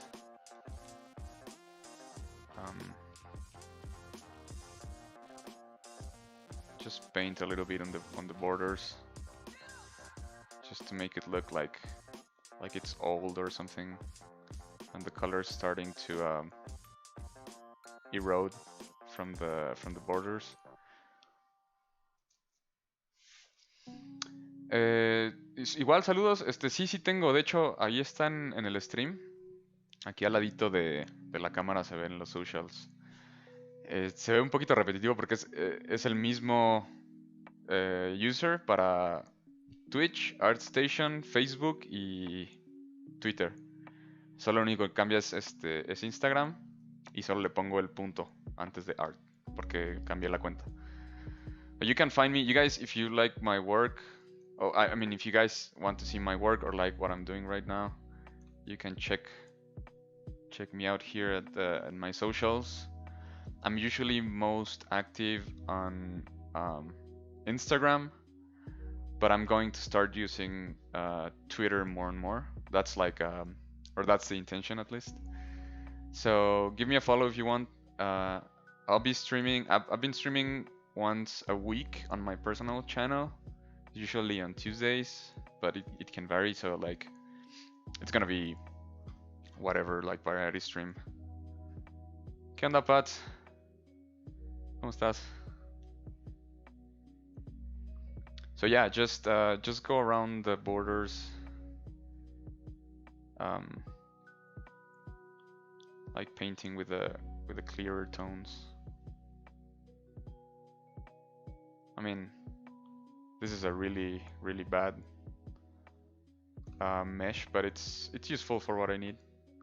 Like, I don't need to see the hat from here. Like, I'm not gonna render the guy from like this view. Maybe this one, so you can like see the braid or whatever. But the main one is gonna probably be like this. So just add a little bit of variety. Same thing with the coat, like the border here.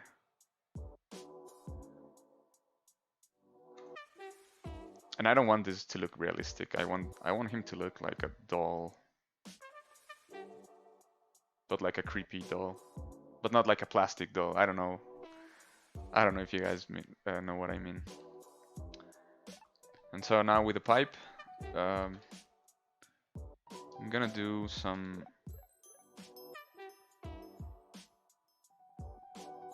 just like clay build-up around, just to give like variety to the surface. And then some damp standard as well, because it's supposed to be made out of wood, so we can pretty much do whatever here and it will look okay.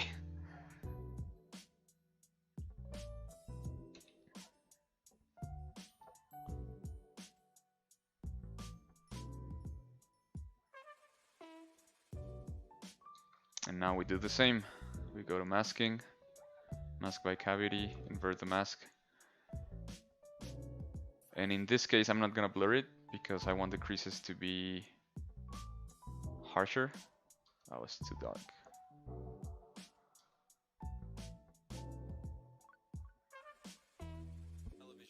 Yeah, something like that. And we're gonna do the same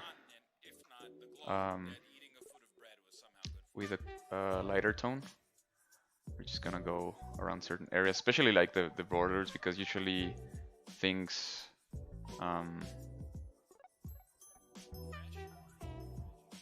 like they lose color, or like I'm thinking of the word in Spanish, but it's just like damage. It's like the passage of time, things deteriorate, especially if you have like creases.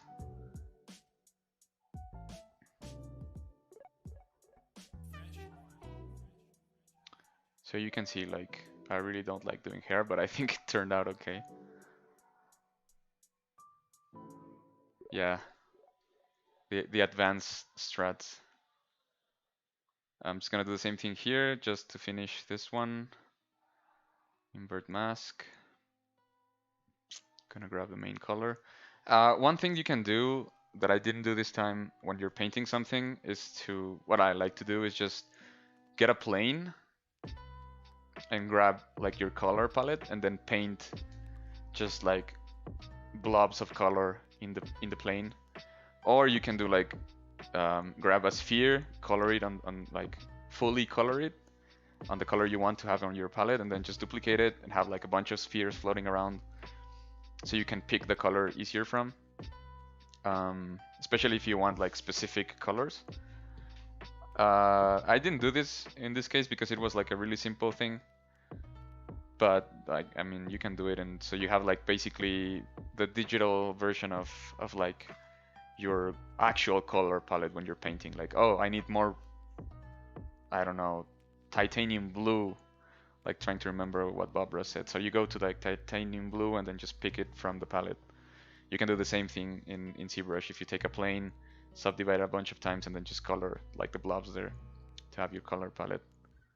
I think there's like a proper color palette now, but it's like I've been using that same technique for so long that I don't really use the new things. But I think there's probably better ways to do that. Okay, so grab a color, go a little bit darker, and fill object. And yeah, I think only missing is the eyes. Gonna grab a darker bluish green thing.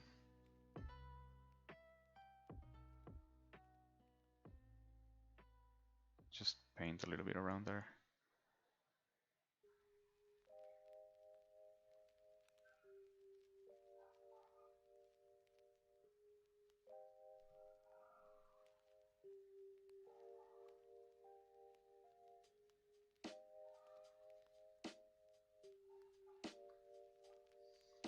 It still has bright blue eyes, but they don't look as fake as before because they were like too bright.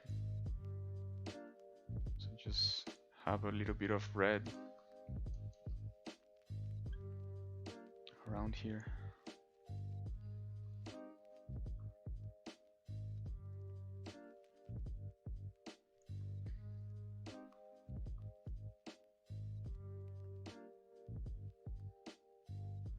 I'm just gonna paint the eye sockets darker. So it's very small, but it's just to give a bit more contrast to the eyelids when, I mean to the eyeballs, not the eyelids.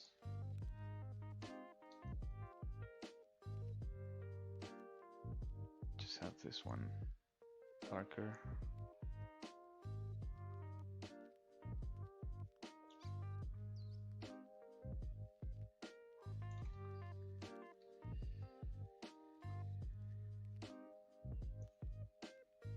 Yeah,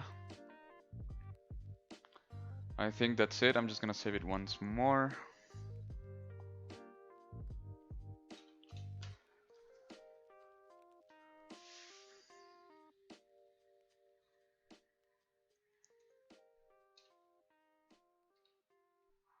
Whoops. Wait, I'm gonna create a new document because it was smaller.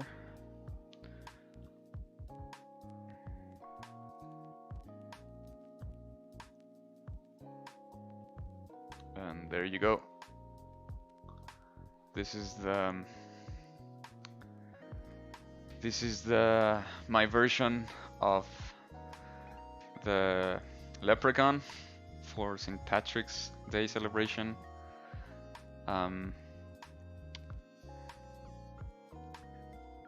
No había escuchado ninguno de tus streams con Pixologic.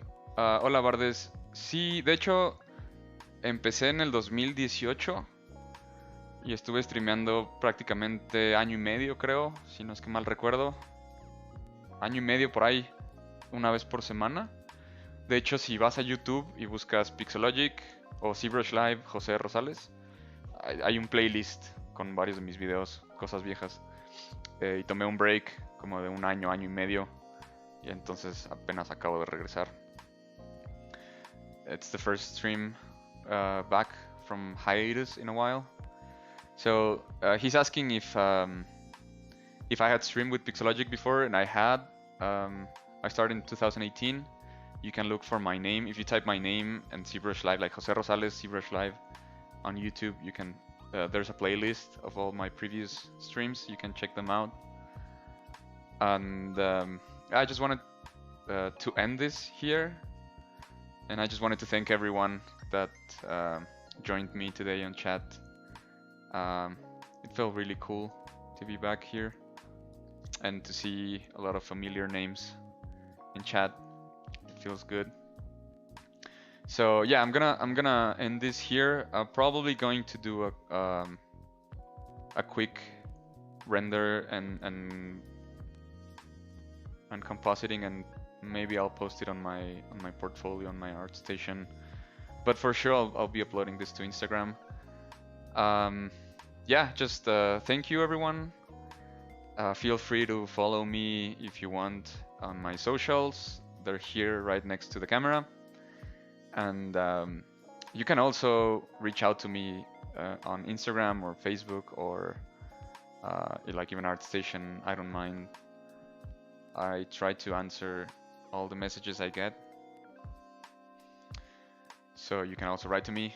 I don't know what else to say. Just thank you so much. I'll probably be back, not next week, because I think the calendar is already full, but I'll try and go back to streaming once a week starting next month. So this was the first. It was a first nice stream for a comeback, but I'll be trying. I'll try and be more consistent with the dates, like once a week in the future. I hope we can arrange that. So if you like this, follow me, and I'll just let you know through my socials when I'm streaming again. So thank you everyone. Be safe, and yeah, hope you enjoyed it. Take care everyone.